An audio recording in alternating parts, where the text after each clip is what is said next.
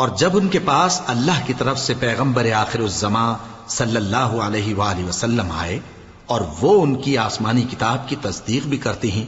تو جن لوگوں کو کتاب دی گئی تھی ان میں سے ایک جماعت نے اللہ کی کتاب کو پیٹ پیچھے پھینک دیا، گویا وہ جانتے ہی نہیں،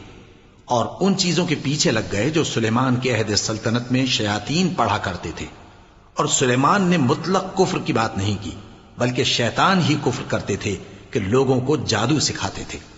اور وہ یعنی بنی اسرائیل ان باتوں کے بھی پیچھے لگ گئے جو شہر بابل میں دو فرشتوں یعنی ہاروت اور ماروت پر اتری تھیں، اور وہ دونوں کسی کو کچھ نہیں سکھاتے تھے جب تک یہ نہ کہہ دیتے کہ ہم تو ذریعہ آزمائش ہیں، تم کفر میں نہ پڑو۔ غرض لوگ ان سے وہ چیز سیکھتے جس سے میاں بیوی میں جدائی ڈال دیں، اور اللہ کے حکم کے سوا وہ اس چیز سے کسی کا کچھ بھی نہیں بگاڑ سکتے تھے، اور کچھ ایسے منتر سیکھتے جو ان کو نقصان ہی پہنچاتے اور فائدہ کچھ نہ دیتے، اور وہ جانتے تھے کہ جو شخص ایسی چیزوں یعنی سحر اور منتر وغیرہ کا خریدار ہوگا اس کا آخرت میں کچھ حصہ نہیں، اور جس چیز کے عوض انہوں نے اپنی جانوں کو بیچ ڈالا وہ بری تھی، کیا اچھا ہوتا جو وہ اس بات کو جانتے۔ اور اگر وہ ایمان لاتے اور پرہیزگاری کرتے تو اللہ کے ہاں سے بہت اچھا صلہ ملتا، کیا اچھا ہوتا جو وہ اس سے واقف ہوتے۔ اے اہل ایمان، گفتگو کے وقت پیغمبر صلی اللہ علیہ وآلہ وسلم سے راعنا نہ کہا کرو، انظرنا کہا کرو، اور خوب سن رکھو، اور کافروں کے لیے دکھ دینے والا عذاب ہے۔ جو لوگ کافر ہیں، اہل کتاب یا مشرک، وہ اس بات کو پسند نہیں کرتے کہ تم لوگوں پر تمہارے پروردگار کی طرف سے خیر و برکت نازل ہو،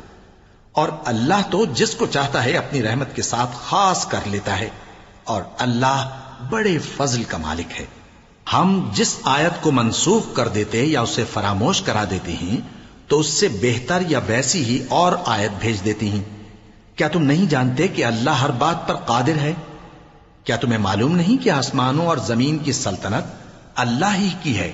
اور اللہ کے سوا تمہارا کوئی دوست اور مددگار نہیں؟ مسلمانوں، کیا تم یہ چاہتے ہو کہ اپنے پیغمبر صلی اللہ علیہ وآلہ وسلم سے اسی طرح کے سوال کرو جس طرح کے سوال پہلے موسیٰ سے کیے گئے تھے؟ اور جس شخص نے ایمان چھوڑ کر اس کے بدلے کفر لیا تو یقیناً وہ سیدھے رستے سے بھٹک گیا۔ بہت سے اہل کتاب اپنے دل کی جلن سے یہ چاہتے ہیں کہ ایمان لا چکنے کے بعد تم کو پھر کافر بنا دیں، حالانکہ ان پر حق ظاہر ہو چکا ہے، تو تم معاف کر دو اور درگزر کرو یہاں تک کہ اللہ اپنا دوسرا حکم بھیجے۔ بے شک اللہ ہر بات پر قادر ہے۔